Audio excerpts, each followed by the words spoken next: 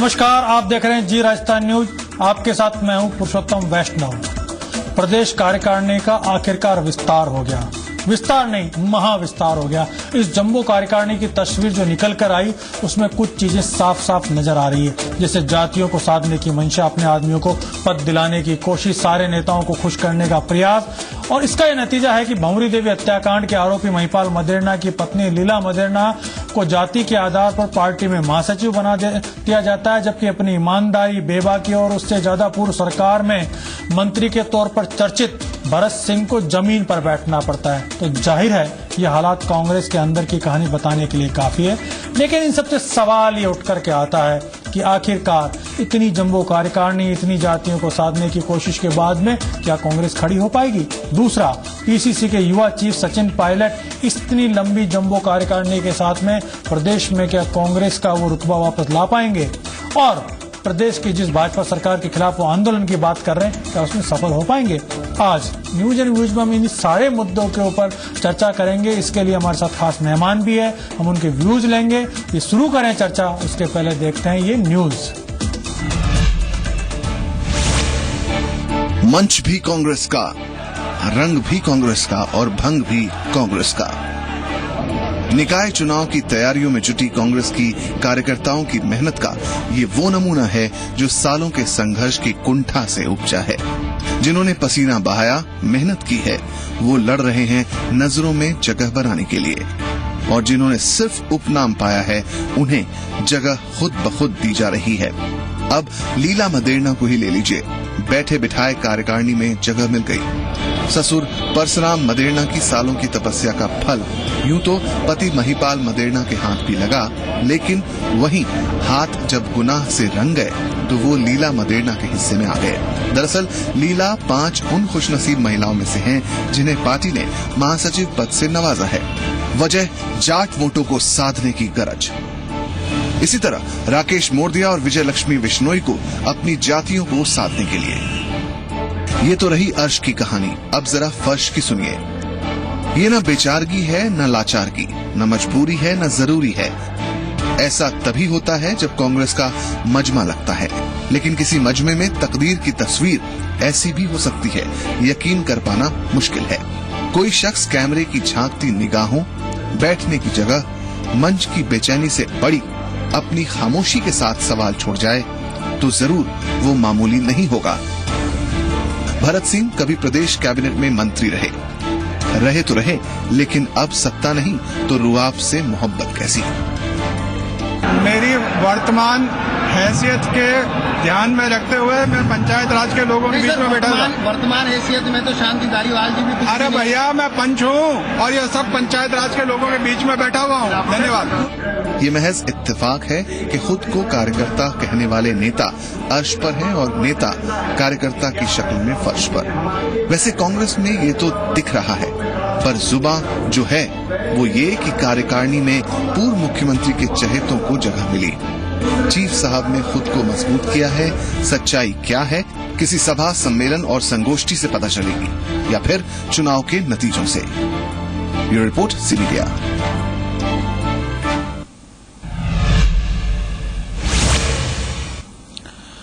तो साहब, गहलोत सरकार के सबसे ईमानदार चेहरा कहे जाने वाले भरत सिंह तो फर्श पर बैठे हैं और कह रहे हैं कि जो मेरी हैसियत है उस हैसियत के हिसाब से मैं बैठा हूं। और गहलोत सरकार के ऊपर सबसे बड़ा दाग भंवरी देवी हत्याकांड, एक नर्स की नरसंग हत्या और उसके आरोपी कैबिनेट मिनिस्टर महिपाल मदेरणा की पत्नी लीला मदेरणा राज्य की कार्यकारिणी में महासचिव बन गई। क्या इस प्रकार की कार्यकारिणी के माध्यम से सचिन पायलट कांग्रेस को खड़ा करना चाह रहे हैं? क्या केवल जाति के आधार और वोट बैंक की ताकत के आधार पर पार्टी अपना भविष्य बना रही है? और उस सबसे बड़ा सवाल, क्या ऐसी कार्यकारिणी ऐसे लोगों के जरिए क्या वापस जनता का विश्वास जीत पाएंगे? चलिए चर्चा करते हैं। 3 लोग हैं मेरे साथ। अर्चना शर्मा जी हैं कांग्रेस से, प्रदेश कांग्रेस की उपाध्यक्ष हैं, प्रवक्ता भी हैं। मुकेश दादी साहब हैं, भारतीय जनता पार्टी के वरिष्ठ नेता हैं, प्रदेश मंत्री हैं। और मेरे साथ श्याम सुंदर शर्मा साहब, वरिष्ठ पत्रकार हैं। चर्चा की शुरुआत अर्चना जी से करूंगा। अर्चना जी, आपसे हम लोगों का रिश्ता एक प्रवक्ता और प्रेस के नाते का रिश्ता है, लेकिन आपसे जब बात होती है तो लगता है कि एक महिला नेत्री है, आगे बढ़ रही हैं, बढ़ना चाहिए, गर्व महसूस होता है जब आप जैसे लोग राजनीति में आते हैं। लेकिन जब आपकी पार्टी लीला मदेरणा, जिसका पति का इतना गंभीर आरोप और जिसके लिए वो सक्रिय तौर पर एक पत्नी धर्म निभाते हुए उनको प्रोटेक्ट कर रही है, उस महिला को भूल करके जिसका जीवन उनके पति ने छीन लिया, वो प्रदेश के अंदर महामंत्री बन जाती है। दूसरी तरफ भरत सिंह जैसे नेता जमीन पर बैठे हैं और बड़ी बेबसी से मीडिया को कहते हैं जो मेरी औकात है मैं वहां बैठा हूं। आप जैसे एक स्वच्छ छवि वाली महिला से मन में क्या विचार आ रहा होगा कांग्रेस की नेता के तौर पे? देखिए पुरुषोत्तम जी, आप इंटरवीन नहीं करेंगे तो मेरी बात को बहुत संयम से सुनिए। राजनीति में जब भी कोई कार्यकारिणी का गठन होता है तो सब स्तरों पर विचार विमर्श करके किसका कहाँ महत्व है उसे स्थान दिया जाता है। इसमें कोई संशय नहीं है कि पूर्ववर्ती शासन के दौरान एक ऐसा कांड संज्ञान में आया जिसकी बहुत चर्चा भी हुई, लेकिन ऐसा नहीं था कि उस कांड को ढकने का काम किया गया हो। यदि संलिप्तता पाई गई तो चाहे वो कैबिनेट मंत्री थे चाहे विधायक थे, उनके खिलाफ कार्रवाई से नहीं रोका गया। अब प्रश्न ये उठता है कि किसी व्यक्ति के किसी कारनामे के कारण उसके परिजनों को कब तक स्टिग्मा झेलना पड़ेगा, ये बड़ा प्रश्न है। लीला मदेरणा स्वयं राजनीति में सक्रिय है, उनकी पुत्री सक्रिय है, और ये भी नहीं भूलना चाहिए कि उनके जो ससुर थे उन्होंने बहुत अच्छा नाम राजनीति में कमाया, मदेरणा परिवार का वर्चस्व रहा। उनके जो पुत्र हैं उनके माध्यम से एक ऐसा कांड संज्ञान में आया जिसने निश्चित रूप से कांग्रेस के लिए एक दुविधा खड़ी की, लेकिन कांग्रेस ने कभी भी ऐसे लोगों के प्रति कोई सद्भावना नहीं रखी और जो व्यक्ति संलिप्त था उसके खिलाफ कार्रवाई। लेकिन इसका तात्पर्य नहीं, ये मानवीय मूल्यों के खिलाफ है कि किसी की सजा के कारण पूरे परिवार के। लेकिन साहब, राजनीति में तभी तो दागी परिवारों की बात होती है। जो महिला एक महिला के हत्यारे को बचाने के लिए अपना पत्नी धर्म निभा रही थी, सक्रिय होकर के बचा रही थी, और उस केवल जाति के आधार पर आप उसको बना देते हो। दूसरी तरफ ये दृश्य आप देख रहे हो टीवी पे कि भरत सिंह जैसा आदमी, जो कि आपकी कैबिनेट का एक हीरा था, चमकता हुआ ईमानदारी वाला व्यक्ति, वो जमीन पे बैठा है। ये दृश्य दुखी तो आपको जैसे ईमानदार एक राजनीति करने वालों को पीड़ा तो देते होंगे ना। भरत सिंह जैसा आदमी फर्श पे आ गया और जो लोग फर्श पे होने चाहिए वो अर्श पे हैं। देखिए, अपना अपना देखने का नजरिया है। भरत सिंह जी निश्चित रूप से ईमानदार नेता है, उनकी स्वच्छ छवि है, बहुत अच्छा उनका कार्यकाल रहा। आज वो पंच के रूप में अपने दायित्व को महसूस करते उन जनप्रतिनिधियों के साथ जो पंचायत राज का प्रतिनिधित्व करते हैं, एक स्वच्छता के कारण, एक ऐसी साफगोई के कारण वहां बैठे ताकि उनको ये महसूस नहीं हो कि हमारे कार्यकारिणी में उन जैसे लोग होते हैं, अच्छे होते हैं, तो शायद आपका चेहरा कुछ ज्यादा अच्छा बनता है। चलिए, मैं बीजेपी को जोड़ना चाहूंगा। मुकेश जी, शिक्षा लेनी चाहिए और ये छोटे बड़े का जो दायरा है इसे समाप्त करना चाहिए।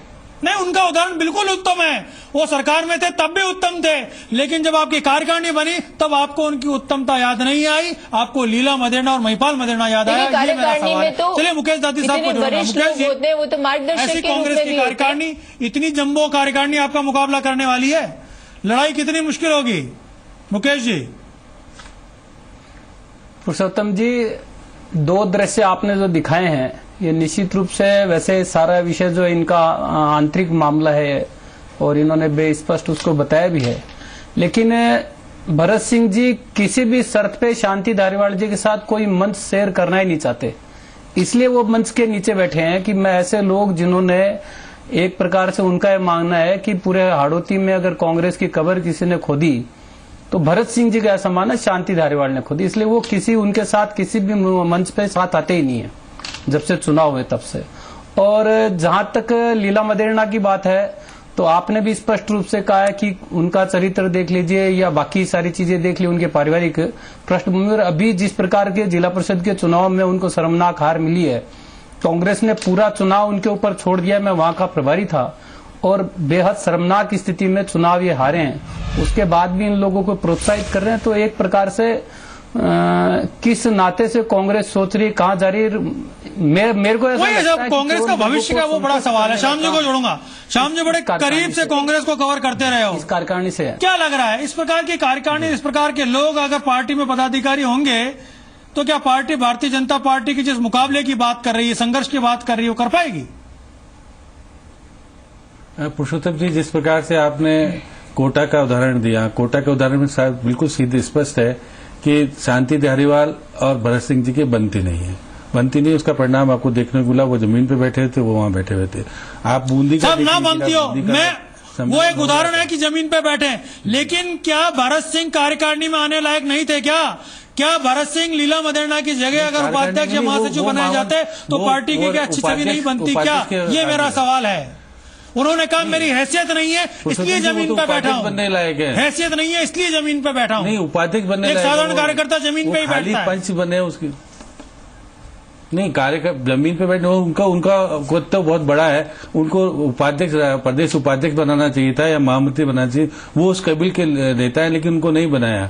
आप वो जो बूंदी की बात कर रहे हैं, बूंदी में जो पूर्व जिला प्रमुख हैं, जो कि कांग्रेस के टिकट पे पहले जीते थे, फिर उसके बाद वो बीजेपी के जिला प्रमुख, निर्दलीय के रूप में फिर जिला प्रमुख बन गए थे, वो मंच पे आ गए थे। उसको लेकर विरोध हो रहा था। तो जिस तरह के लोगों को वापस से कांग्रेस सर्वाइव करना चाहती है, उसके आधार पर अपने आप की जीत हासिल करनी थी। आप जो 5 लोगों को बनाया है, जिसमें आप देखिए किस किस तरह के लोग हैं। नीलिमा को कैसे बनाया, जो कि कांग्रेस को अब तक गालियां बक रही थी, क्या कर रही थी, सारी चीजें गुटबाजी कर रही थी, अशोक गहलोत के खिलाफ बोली थी, सारी बात हुई थी। उसके अलावा जो इनके प्रदेश के मंत्री बने हैं, आप देखिए जो पार्षद का चुनाव नहीं जीत पाए, उनको मंत्री बना दिया गया। ये कहते हैं कि नीरज डांगी और राजा हुआ करते प्रभारी युवा के, उनके माध्यम से अशोक गहलोत ने अपना दाव खेल करके कुछ अपने लोगों को लाने का प्रयास किया है। उधर आप पूनम गोयल, जो इसका वजूद इतना ज्यादा अच्छा नहीं है, उनको बना दिया गया। नीलिमा बिश्नोई, क्योंकि उनके मैं उस लाइन में भी बात करूंगा कि किस तरीके से रेवड़ियां बांटने का काम हुआ कार्यकारिणी के नाम पर। हर नेता ने अपने लोगों को एडजस्ट किया, ये भी एक बड़ा सवाल है। हाँ, आप जैसे कि आप देखिए परशुराम मोरदिया के लड़के को बना दिया गया, तो सारे जितने लड़के थे उनको सबको बनाया। कांग्रेस इसके बदौलत अपना वोट बैंक पक्का करना चाहती है, जातिगत आगे बढ़ना चाहती है। तो कैसे मेरे को लगना चाहिए कि सचिन पायलट युवा होने के बावजूद भी जिस तरह के लोगों को लाना चाहिए था, वो ला नहीं पा रहे हैं। राजनीति जिस प्रकार की राजस्थान में होनी चाहिए, उनको वर्चस्व जमाने की बात होनी चाहिए, हो नहीं पा रही है। फिर अशोक गहलोत एक बार अपना प्रभाव छोड़ते हुए सब कुछ करा पा रहे हैं, और वो सचिन पायलट देखते रह रहे हैं। आने वाले टाइम में क्या होगा, ये तो आप अंदाजा लगा सकते हैं कि गहलोत अपने गोटियां किस तरह से फिट करते हैं और अपने आप को प्रभावी बनाए रखते हैं। क्योंकि पहले भी आपने देखा था, जब मुख्यमंत्री का चुनाव हो रहा था, तो मदेरणा जी को कितने से वोट मिले थे और नवल जी को कितने मिले थे, और ये अपने आप को आगे बढ़ गए थे। ये बड़ी राजनीति के साथ अशोक गहलोत अपने आप को सर्वाइव करने के लिए ताकत दिखाते हैं। बिल्कुल दिखाने में कामयाब इस कार्यकारिणी। राजनीति में जो ग्रुपिज्म है, उसका उदाहरण भी ये सारी चीजें। चलिए शाम जी, मुझे एक छोटे से ब्रेक के लिए रुकना है, और जब मैं ब्रेक से लौटूंगा तो जानने की कोशिश करूंगा कि इसकी जो कार्यकारिणी है, इसका मैकेनिज्म क्या है, पावर सेंटर्स कौन कौन है, कौन कौन से पावर सेंटर को पावर सेटिस्फाई करने की कोशिश हुई है। अभी एक छोटा सा ब्रेक।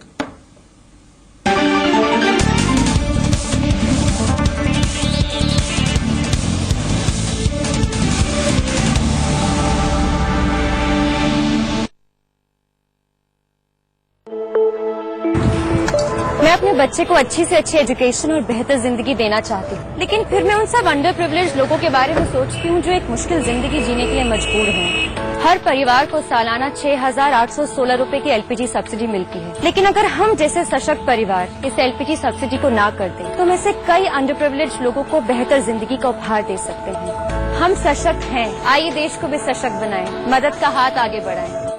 मेरी तरह आप भी एलपीजी सब्सिडी को ना कहें और देश को आगे बढ़ाने में भागीदार बनें।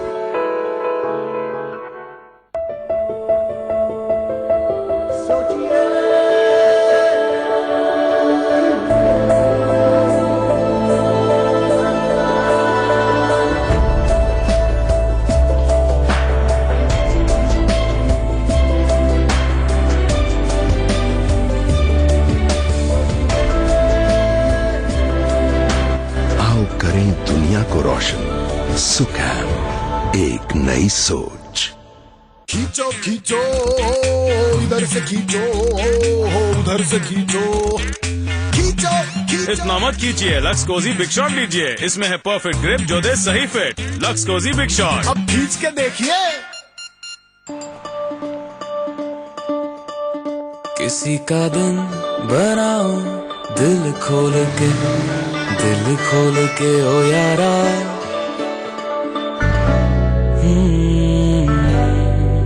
मंजिल तक पहुंचाओ दिल खोल के ओ यारा।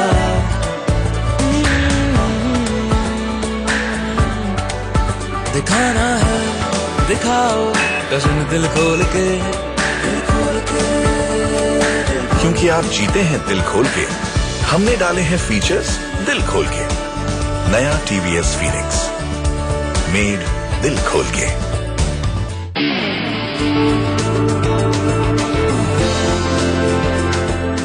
Savsol, world class lubricants from Savita. पीज तो लाना वेस्टर्न का, वेस्टर्न छे वेस्टर्न बीजे 66, वेस्टर्न 27 है नाम। अधिक मुनाफा और उपज वो ये वेस्टर्न बीज तमाम। संशोधित हाइब्रिड एरंडी बीज वेस्टर्न 6, वेस्टर्न विजय 66, वेस्टर्न 27।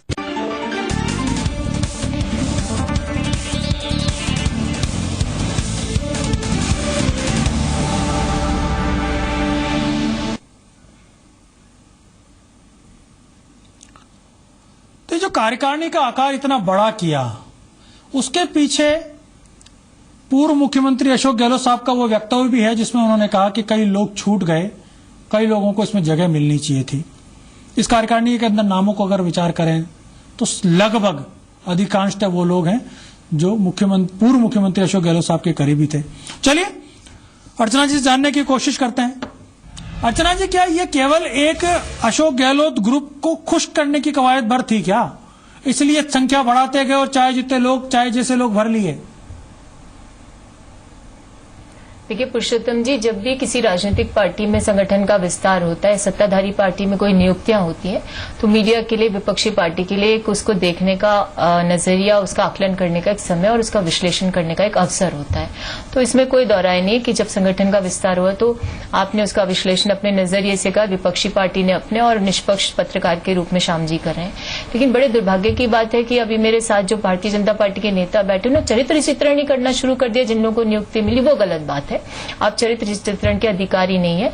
और जहां तक कांग्रेस की बात है, कांग्रेस हमेशा नियम कानून कायदे की अनुपालना करती है, और ऐसे में हमने उन लोगों को कैबिनेट मंत्री तो नहीं बनाया ना जो लोग एनकाउंटर में सीबीआई में संलिप्त पाएगा और वो आराम से यहाँ पर गृह विभाग संभाल रहे हैं, चिकित्सा विभाग संभाल रहे हैं। तो ये स्थितियां बिल्कुल विपरीत है। आज मुख्यमंत्री पर इतने गंभीर आरोप लगे जिन्हें कि हम देशद्रोह की श्रेणी में भी रख सकते हैं, उसके बावजूद वो हठधर्मिता अपनाते हुए आराम से बैठे और उनके लिए पक्ष लेने के लिए केंद्र तक के नेता आगे आ रहे हैं। अरे तो साहब, आप विपक्ष के तौर पर ऐसे लोगों से लड़ोगे क्या? बात सुनिए भरत सिंह जी, आप ऐसे लोगों से अर्चना जी लड़ोगे क्या? ऐसी टीम जब लीला मदेना खड़े होकर के और नारे लगाएगी गुलाब चंद कटारिया के खिलाफ, तो क्या कह पाएगी? मेरी बात सुनिए, मुझे पूरा करने दीजिए ना बात को। जो आवाज सीखता है उससे रूबरू करा रही हूँ। जब लीला मदेना कांग्रेस की तरफ से नारे लगाएगी तो क्या वो उस प्रकार का प्रभाव डाल पाएंगी क्या? देखना चाहता हूँ जो मेरे समकक्ष प्रतिनिधित्व करते हैं, लीला मदेना पर किसी प्रकार का कोई आरोप नहीं है, और ये मानवीयता भी नहीं है कि किसी व्यक्ति के आरोप के कारण उसके परिजन को दागी माना जाए, उसके खिलाफ आरोप प्रत्यारोप की राजनीति करके चरित्र चित्रण किया जाए। जहां तक कार्यकारिणी, मेरी बात सुनिए, पक्ष में मदेना कोई पक्ष में नहीं थी, न पार्टी पक्ष में थी, और आपको इस चीज का भी संज्ञान होना चाहिए कि केस अभी तक चल रहा है। अभी तक वो केस चल रहा है, उसका निर्णय नहीं हुआ है। मैं किसी के पक्ष में नहीं हूं, लेकिन आप अभी से न्यायाधीश की भूमिका में मत आइए। जिन लोगों पर सीबीआई एनकाउंटर की जांच प्रॉब इतना जटिल, उसके तो क्या वसुंधरा जी के खिलाफ फैसला हो गया क्या? चलिए मुकेश जी को जोड़ता हूँ मैं। मुकेश जी आरोप लगाने वाले हैं, हमने होगा। चलिए मैं इसको सुनना भी नहीं चाहता। 15 दिन से आपके नेता मैं सर पर जाना चाहूंगा। गुलाब चंद कटारिया भाई जी तुम्हारे से मरी हो गए, प्रेस कॉन्फ्रेंस में कर राजेंद्र राठौर डिस्चार्ज हो गए, लेकिन आज की तारीख में महिपाल मदेना जेल में है और उनकी पत्नी आपके यहाँ महासचिव है। चलिए एक बार मैं मुकेश जी को वापस जोड़ लूं। राजनीतिक चरित्र कांग्रेस का मुकेश जी एक बार, अर्चना जी एक बार मुकेश जी को जोड़ लूं। एक विपक्ष के तौर पर अगर मैं एक आपका जो विपक्षी दल है, बड़ा मजबूत विपक्षी दल है, उसके अंदर अगर इस प्रकार के लोग आते हैं तो मुकेश जी आप लोगों को तो सहूलियत हो गई होगी साहब। आपकी लड़ाई तो बड़ी आसान हो गई। जी मैं ये कहना पुरुषोत्तम जी, इनकी तो वैसे ही सहूलियत है ना, ये तो क्रिमिनल्स को मुख्यमंत्री मान के बैठे हैं, क्रिमिनल्स को कैबिनेट मंत्री बनाते हैं, इनके लिए क्या दुविधा है? आपके स्वीकार्यता है सर, आपसे अर्चना जी, आप लोगों से कोई सर्टिफिकेट नहीं चाहिए हमको जनता से, जनता ने 163 सीटें, हम 163 रक्षक है, उसके बाद भी पद पर 163 सीटें जनता ने हमको दी। मैंने आपको बड़े प्रेम से सुना, मैंने बड़े क्रिमिनल वाली बात, क्रिमिनल जहाँ तक बात है, क्रिमिनल वाली बात मैं तो तार्किक तौर पर प्रमाणित है, दिन से तथ्यों से प्रमाणित आरोप लगा रहे। एक आरोप आप सिद्ध नहीं कर पाए। कहाँ से कहाँ लोग आपके, जब आप सरकार में थे, आप सरकार में थे क्यों नहीं आपने किया? आपने मुद्दे पर कभी और डिबेट कर लेंगे। आज मुद्दा कांग्रेस पार्टी की कार्यकारिणी के अंदर भरत सिंह जैसे आदमी का नहीं होना और नीलम रत्ना का होना, आपने सभी मुद्दों पर कभी और चर्चा करेंगे। आपका सारा सत्ता का दुरुपयोग करते 10 साल तक आपकी सरकार थी, 10 साल तक आपकी सरकार थी, आपने कुछ किया होता? वसुंधरा सारे दिन वसुंधरा जी का जाप लगाने से कुछ नहीं होना। जनता जानती है कि राजस्थान का विकास कोई करता है तो वसुंधरा जी राजस्थान का कोई कर सकती है। चलिए मुकेश जी, मेरा जो सवाल है राजनीति संचित किया, मुकेश जी जो मेरा राजनीतिक सवाल है कि क्या विरोधी दल के तौर पे आपके सामने ऐसे लोग होंगे तो क्या आपके लिए राह आसान होगी? राजनीतिक सवाल है मेरा मुकेश जी। पुरुषोत्तम जी मैं पुरुषोत्तम जी कहना चाहूंगा, राजस्थान की जनता ने हमको मैंडेट दिया, राजस्थान की जनता के हित में हम काम कर रहे हैं। हम तो इनको मुकाबले में मानते ही नहीं है, क्योंकि इनका तो चरित्र, चाल चरित्र एक जैसा ही है। अभी मैं इनको कहना चाहूंगा, इनका जो संगठनात्मक प्लेटफॉर्म है उसको देख लीजिए। जहाँ इनके 8 पद होने चाहिए वहाँ लोगों को राजनीति सिखाने के लिए 45 महासचिव बना रहे और ये स्वीकार कर रहे हैं कि हम तो लोगों को खुश कर रहे हैं। 45 लोग जिस कार्यक्रम जिसमें इनका कॉन्स्टिट्यूशन जिन लोगों को बताता है, कॉन्स्टिट्यूशन के 5 गुना 10 गुना लोगों को बना दिया। भारतीय जनता पार्टी ने कभी भी अपने कॉन्स्टिट्यूशन की अवहेलना नहीं की, कभी भी कॉन्स्टिट्यूशन की अवहेलना नहीं की। इसलिए आपने भारत के संविधान की अवहेलना कर रहे हो। आपने तो कितनी बार भारत का संविधान को बदल दिया। आपने अर्चना जी, आपको याद नहीं, आपने तो भारत के संविधान को बदल दिया। आपने तो माफी मांगनी पड़ती है, भारत के संविधान को बदल दिया। आपने तो आपके संविधान की बात है, आपने संविधान की कभी पालना की नहीं। आपकी पार्टी साबानो केस उदाहरण है, साबानो केस कितनी बड़ी दुविधा है। माँ बेटे और बहू की सरकार में बेटा मजे कर रहा है और माँ पर दुविधा है। आपने तो माँ बेटे ने सगे मजे किए, पता ही आपके तो बहु माँ बेटे की सरकार चल रही है। हमने कोई मजे नहीं किए, हमने जनादेश का सम्मान किया। केवल और केवल मात्र कांग्रेस अनर्गल आरोपों के अलावा उनके पास कोई काम बचा नहीं है। मैंने बहुत बार आपके चैनल के माध्यम से कहा है कि आप सकारात्मक राजनीति कीजिए, सकारात्मक राजनीति कीजिए। ये तो राजनीति है जिसमें हर दल अपने आप को मजबूत दिखाने की कोशिश करेगा, चाहे वो डिबेट ही हो। जनता के बीच में जब जाते हैं तब निर्णय जनता करती है। श्याम जी, ये जो पूरा दृश्य है, कहीं ना कहीं जो आपने जिस बात को छेड़ा था उसी को आगे बढ़ाऊंगा मैं, कि केवल नेताओं को संतुष्ट करने की कोशिश है। तेरे कोटे के इतने, मेरे कोटे के इतने, और भले ही संख्या उसकी 50 हो जाए। पुरुषोत्तम जी ये बिल्कुल बात सही कह रहे हैं कि इनके महासचिव पद कितने हो गए आप देखिएगा। पहले करीब 26 थे और 5 बढ़ा दिए, 31 हो गए। 56 इनके सचिव हो गए, नाम भी याद नहीं रख सकते सचिन पायलट अगर वो करने लगेंगे। लेकिन आप देखिएगा कि जिस प्रकार की आप जो गुटबाजी की बात कर रहे हैं, यहाँ पर स्पष्ट रूप से अशोक गहलोत गुट अलग है, सीपी जोशी गुट अलग है, आपके गिरजा व्यास गुट अलग है, सचिन पायलट गुट अलग। ये तो स्पष्ट सामने दिख रहे हैं ना, तो गुट सामने दिखते हैं। अब इनके बच्चों से कैसे बढ़ जाए, या भवर जितेंद्र, ये सब चीजें अपने अपने तरीके से। अब सचिन पायलट जब मीटिंग बुलाते हैं तो ये लोग आते ही नहीं, सीपी जोशी तो बिल्कुल आते ही नहीं। जब राजसमंद में सम्मेलन करते हैं तो सीपी जोशी आ जाते नहीं। अब अजमेर में सम्मेलन होता है तो विरोधी की स्थिति बनती है। और आप जब झुंझुनू में सम्मेलन हुआ तो रीटा चौधरी और चंद्रभान के बीच विवाद हो गया। अब जोधपुर में सम्मेलन करने के बजाय जैसलमेर में सम्मेलन किया गया। अब लीला मधेरना को ले तो लिया गया, लेकिन ये तो स्पष्ट है कि अगर जाति को खुश करने के लिए लिया गया, लीला मधेरना का कोई वर्चस्व बहुत बड़ा नहीं है कि उनको लेने से जाट खुश हो जाएंगे। और जोधपुर में जो अशोक गहलोत की विवादित स्थिति होती थी वो कंट्रोल में आ जाएगी। पूनम चंद बिश्नोई की पुत्री है विजय बिश्नोई, विजय लक्ष्मी को लिया गया। वो ये सब लंबे चौड़े विवादों के बीच में से ये विवाद और ले लिया गया, जिनका टेम्पटेड जो परिवार है, जो दागी परिवार है, उनको जगह। अर्चना जी, सचिन पायलट युवा नेता है साहब, उनको जो चेहरा पेश करना चाहिए था वो आदर्श चेहरा होता है। ठीक है, इतने लंबी अर्चना जी, आदर्श चेहरा लगा करके आते हैं तो ज्यादा अच्छे लगते हैं ना सचिन पायलट साहब। देखिए पुरुषोत्तम जी, सचिन पायलट साहब अच्छे चेहरे लाते, सीमित चेहरा लाते, ज्यादा अच्छे से कार्यकारिणी करा पाते हैं। ये जम्बो बना दिया और जम्बो के बीच में कुछ भी इकट्ठा कर लिया। पार्षद का चुनाव नहीं जीत पाए और वो बन गए। कहाँ गया राहुल गांधी का विजन नजर नहीं आ रहा साहब इस कार्यकारिणी में। अर्चना जी, राहुल गांधी का विजन नजर नहीं आ रहा है। समय मौन हो गए, अभी इनको इनमें से कोई सामने नहीं आ रहा कि मुख्यमंत्री बने कि आप सब गलत है, स्वयं स्वीकार करते हैं। अर्चना जी, कोई गुटबाजी नहीं है। अर्चना जी, ये कार्यकारिणी राहुल गांधी का विजन नहीं रखती। जी, ये बिल्कुल सही देखिए बात है। पुरुषोत्तम जी, आपकी कार्यकारिणी राहुल गांधी का विजन उसमें नहीं झलकता, ये मेरा कहना है। रूप में, लेकिन नहीं, विजन तो किसका है, ये तो आप सबकी देखिएगा राय मशवरा, जयपुर में जो सबके संगीता गर्ग है, समालोचन की बात है, या नवीन सबकी यादव है, जो बात पार्षद का चुनाव हार गए, उनको प्रदेश का सचिव बना दिया, उनका क्या यही सवाल है साहब श्याम जी। कर सकते हैं, और लेकिन ये इस कार्यक्रम में इस खबर को दिखाने का हमारा मकसद केवल ये था कि जो मैं कई बार कहता हूं कि लोकतंत्र में मजबूत विपक्ष होना बहुत जरूरी है, लोकतंत्र की रक्षा के लिए ये प्राथमिक आवश्यकता है। और अगर विपक्ष इस प्रकार के दागी लोगों के चेहरे लेकर के आएगा तो निश्चित तौर पर विपक्ष भी कमजोर होगा और विपक्ष के कमजोर होने से लोकतंत्र भी कमजोर होगा। आप मेहमान हमारे साथ इस डिबेट में आए, उसके लिए आपका बहुत बहुत धन्यवाद। दर्शकों, आपका भी बहुत बहुत धन्यवाद। आप लोग देखते रहिए जी राजस्थान न्यूज।